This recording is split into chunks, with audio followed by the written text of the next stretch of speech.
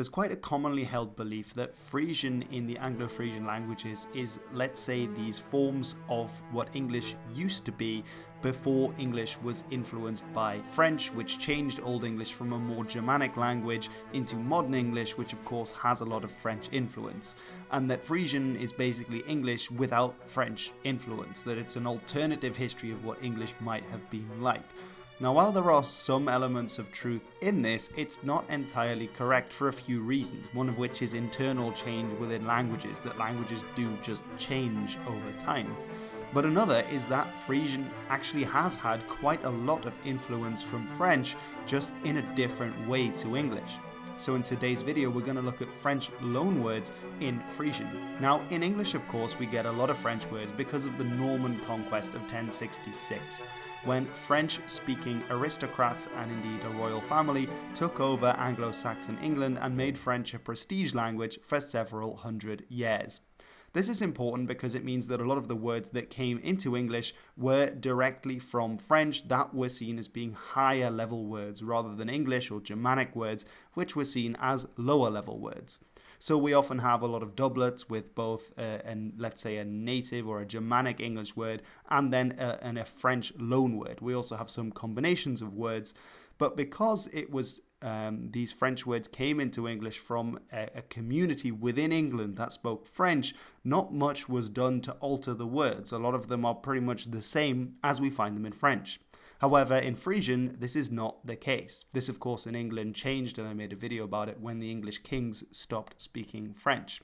But in Frisian, pretty much all the French words we have come through Dutch first. Geographically, this makes sense, as of course the Dutch-speaking areas sit between the Frisian-speaking areas and the French-speaking areas. And so we can see that French words that have come into Frisian have often already been changed because they entered the Dutch language first. So some of these changes are really simple, and these are simply phonological adaptation. This is where you have a French word like zon, which in Frisian becomes zone, because we don't have that voiced fricative at the start. The z becomes a s in Frisian. Same thing with verbum in French becomes verbum, because again, we don't have the v. Others are a little bit trickier, so words like installation becomes installation, which again just makes the word fit more with the phonological or the morphological pattern of the language doing the borrowing. But the fun thing, the really fun thing with a lot of French loanwords in Frisian is that this can go really far. And this is what makes them different to those French loanwords in English, where you've pretty much taken them one for one as they appear in French into English with some minor adaptations. In Frisian, that adaptation can go really far, as we'll see in this video. But look normal. Look more normal, more normal. But relax. Oh, forget it! So how much? Here's a small example. So the French word téléphone, which of course in English is telephone, can appear in Frisian as téléphone, or it can go even further, make it a little bit more Frisian and become telefoon, which we can obviously see is a slightly more Frisian pronunciation. Here are some examples of French words that are then often already changed slightly by Dutch and then go on their own path in Frisian. This is again trying to change those French sounds as they appear in the Frisian mouth to make the word sound more Frisian. That sometimes at the end you can hardly tell that the word actually came from a French word in the first place, which is why many Frisians don't know about these loans. Sometimes we also get variation in how this is done, like with the months of the year, which started out as février and janvier in French and ended up as februari or februari, januari or januari. However, I'll not spend too long on all these tables because I know it can be quite dry to just go through all these different sound changes, but it is quite a regular process by which we have these French words being made more Frisian and how we find them today. Obviously, it's interesting to compare English, which has obviously borrowed pretty much all of these words in exactly the same form with a few exceptions, and to see that English most of the time actually just takes the French word pretty much exactly as it is. So words like province is simply French Provence, became provincie in Dutch, provincie in Frisian. And we can see really regular correspondence with how these sounds are changed over time to make different words in English. So there are a few examples where it gets more interesting. Now feel free to pause the video and look at the chart more if you want to, but let's keep it interesting and snappy for now.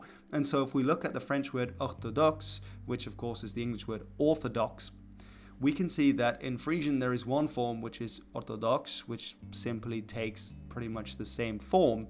But there is actually another form of this word which has then reanalyzed the start of this word to orthodox. Now, ouder in Frisian simply means older. So because orthodox is doing something in an older way, perhaps an older form of something, some Frisian speakers probably thought, okay, that probably should be ouder, misheard it, and so a new form has arisen, orthodox. And this has happened in a few other cases too. There's quite a few amusing examples of this that we find, such as with the word for apricot, for instance, which in French is abricot. In Dutch, this became abricos. So there's a standard Frisian form, which is abricos. Very simple, but some people heard that and thought, oh, it's a fruit. You know, another fruit is an apple. So what if it was then apricot or something like that? Same thing with catapult. This is quite a fun one. Obviously, kot in Frisian is the name for a cat, and pilk is the name for an arrow. And, well, you can sort of see where the thinking was going. So what if that was a katapilk? And some other examples there. One from Latin as well. There's some learned Latin loans, which the name for the cowslip, as it's called in English, the plomlevier in standard Frisian, but in Latin called the primula feris. Well, this was misheard and then used and then influenced by the word plom, which is the in English word plume, of course, to bloemenwerske. So there you go, some interesting things going on there. Now, what a lot of these French words have, what has happened to them in Frisian is that they've been reduced, so from longer words to shorter ones, which is something that is more in keeping with Frisian words, which are generally more reduced a lot of the time. So you may go from a French word like histoire, which of course is story or history. Then you get a longer Frisian form, historia, which is still there. But you can also then have a shortened form, which is storia, which now appears in Frisian as a standard word.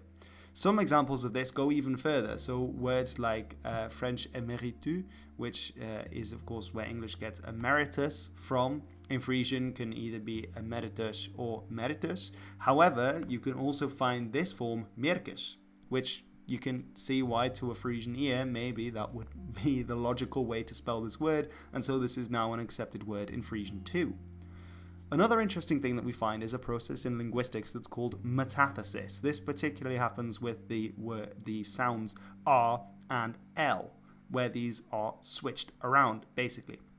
So we have a few interesting examples of where this happens, which you can see here in this table. So words that go from proever, proberen in Dutch, proberie, which is a standard Frisian form, but there's also proberie.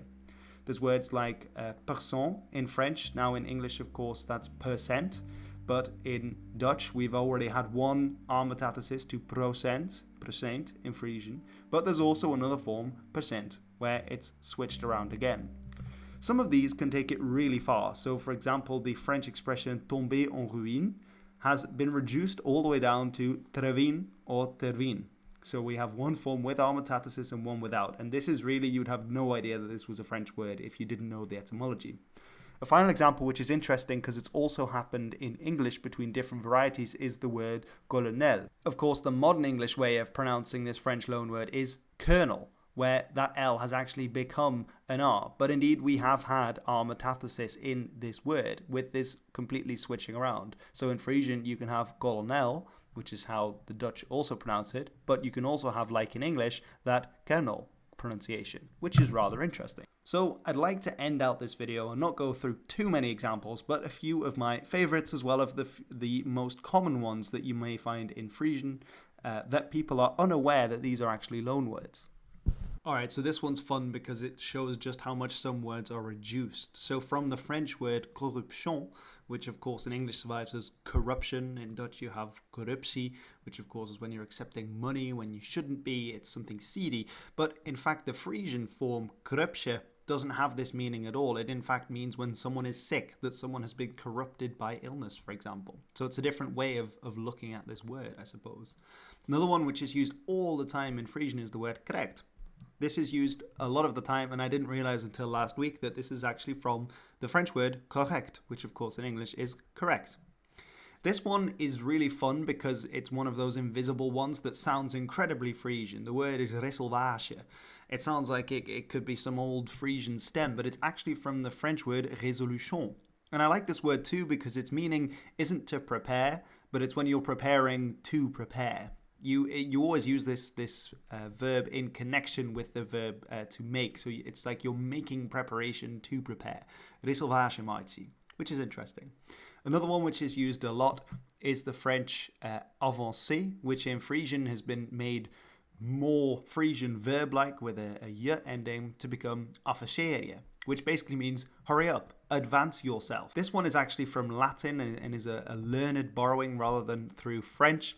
But the Latin word ordinarius, which of course in English survives as well as ordinarily and has a meaning of usually, in Frisian is ornaris. This one is really fun because you can see its connection, but also it again looks very Frisian and not very French at all.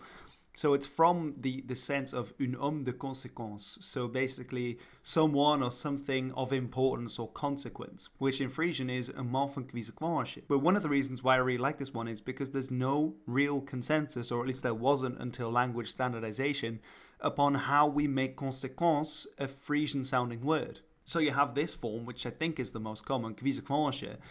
Ik word een man van kwijsekwaasje. No of is te treftig. Dit hier nog een kofje, het wordt dan aardig lastig. But there's also kwijsekwaasje, kwijsekwestje, kwijsekwestje, and kwijsekwaasje, which just is really fun in having all these varieties. This one again is interesting, tranquille. So of course where we get English tranquil from, in Frisian becomes tranquil, because who needs the first letter anyway? This one too is one of those invisible ones. The word pater, which means a conversation in Frisian, is from the French verb disputer, which of course is where we get the English dispute from as well. This one too is a really fun one, quite literally, verdivedage. Again, sounds really Frisian and not very French, but it is actually from se divertir in French. I think that possibly related to the word divert, but again, it has quite a different meaning in English, so I don't think we have a cognate with a similar meaning.